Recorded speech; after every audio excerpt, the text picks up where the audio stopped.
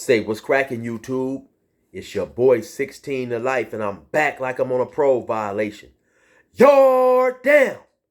Now, for those of y'all that's new to my page, in 1994, I got arrested. I was eventually sentenced to 16 years plus life, and I served 24 years straight in the California prison system. During those times, I accumulated some good stories. I'm going to drop one on y'all today. If you like this story, be sure to hit that like button, leave a comment, subscribe, and most importantly, hit that notification bell.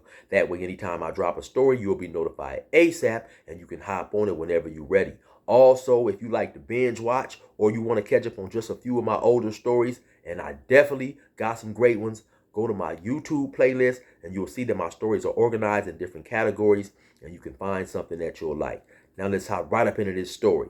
Now, this is going to be one of my county jail stories, but whether I'm talking about the county jail or California prison, one thing that's potentially problematic in both of those places is trying to get on the phone.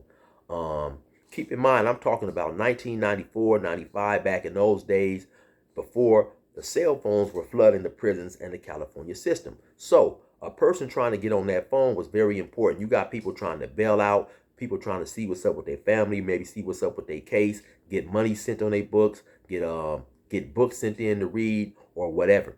In the prison system, things are a little bit more structured. Each day they'll come around with a phone sign-up list, and you can sign up for a 15-minute phone call. So you sign up today for a phone call tomorrow. And even though that 15-minute goes by fast, you at least know you got that phone call coming, providing nothing hasn't happened between the time you signed up and the time it's time for you to get your phone call, right? So as long as the yard is up and running, you're going to get your phone call. In some places, you may get 2 phone calls. But when you're in the county jail, the way the phones ran definitely vary from whatever pod you're in to the next pod. You know, there's no fairness, there's no consideration, and who's ever controlling the phones and the system that the phones are being controlled by just might be who's ever the toughest in that particular pod. What clique might be the toughest up in that pod or whatever, you know. And sometimes if you're not willing to squabble up, you just might not get a phone call, right? So I got arrested and I was sent to the Riverside County Jail. So now when I get arrested, I don't tell the police I gang bang or nothing like that. To me, that's goofy, right? Anyway, so during my housing process, they asked me where you want to go. I said, well, hey man, do you have an all black tank? And he said, well, yeah, you know I do. He said, but it's a Crip tank, man. You're not a Crip. I said, well, you know, I think I'll be all right up in there. He's like, yeah, I think you will. It's, you know, it's pretty lightweight. So he assigned me to the tank. So now the tank that I got sent to was something similar to what you might see on that show 60 Days In.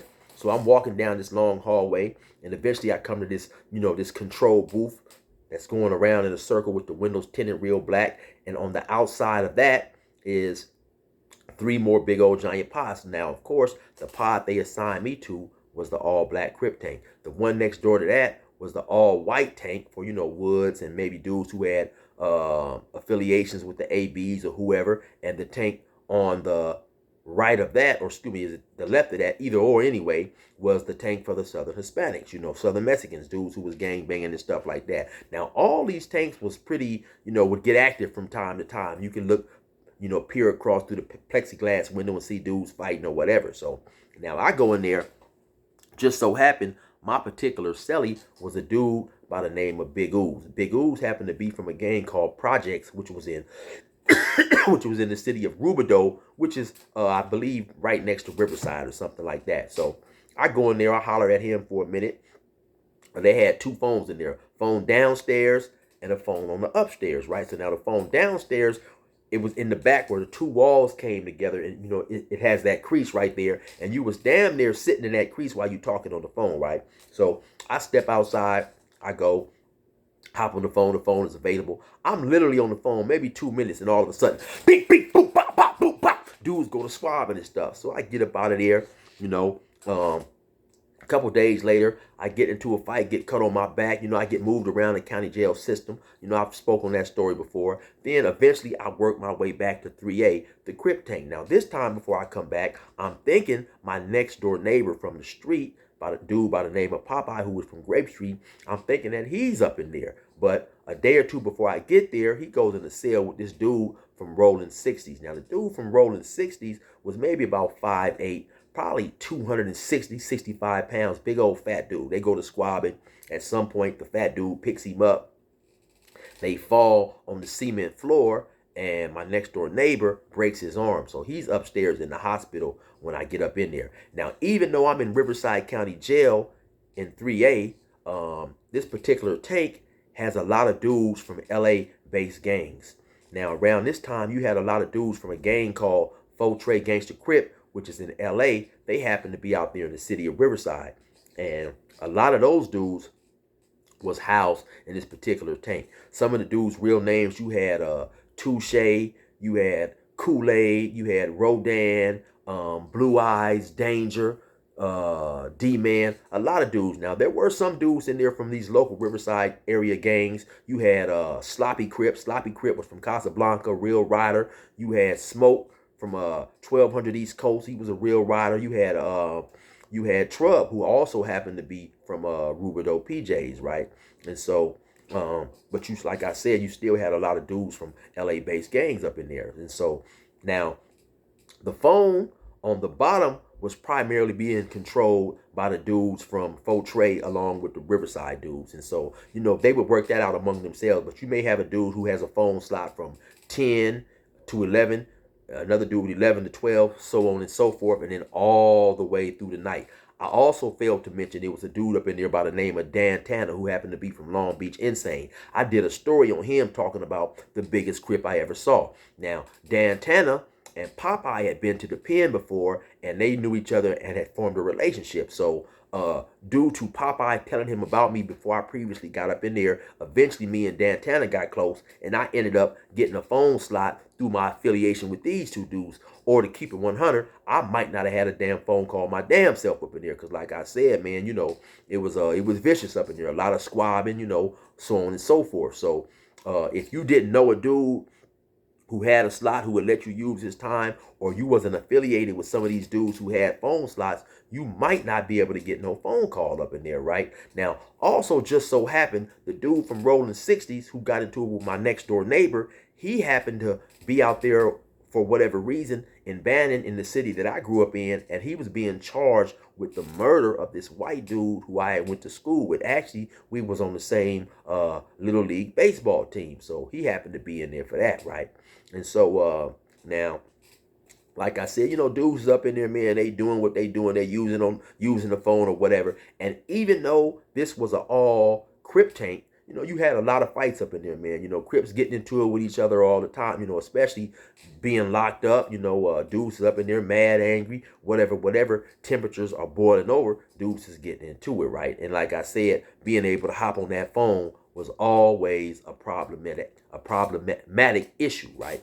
So on one day in particular, man, here come this dude up in there, man. This dude is named Scotty. Now, Scotty at the time was probably in his, I would say early 30s, right? Scotty is probably about 5'9", maybe about 145 pounds. You can look at him and tell he's extremely thin, right? And you can look at the dude and tell that, he occasionally enjoys sucking on that glass dick, right?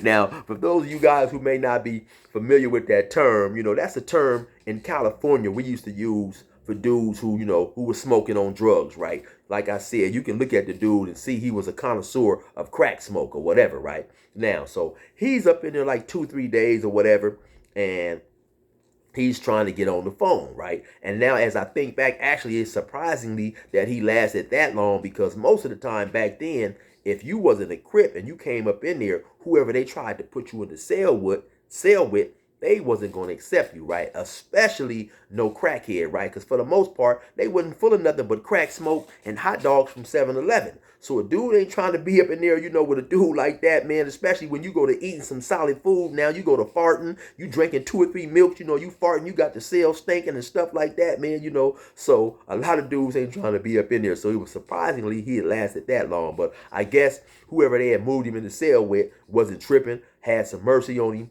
whatever, right? So now Scotty Scotty's running around trying to get on the phone, right? And ain't nobody really letting Scotty get on the phone. Scotty mad, he huffing, he puffing, Won't nobody really let him get on the phone. And then maybe a time or two somebody let him get on, like maybe 9 o'clock, 10 o'clock in the morning. He can't catch none of his crackhead friends that early, or whoever he trying to call, one of his hubcap stealing buddies or whatever he was doing. I'm just clowning though. I don't know who the man was trying to call, right? You know what I'm saying? So anyway, one day in particular, he happens to look up on the top tier, and this is around like 7 o'clock at night, like I say, or if I didn't mention, of course, the nighttime calls was definitely coveted because those are the times when most people's family are now home from work or whatever, and you can get a hold of them and talk to them. And like I said, in there, dudes had phone calls like an hour, So from 6 o'clock to 7 o'clock, from 7 o'clock to 8 o'clock, from 9 o'clock to 10 o'clock, from maybe 10 to 11,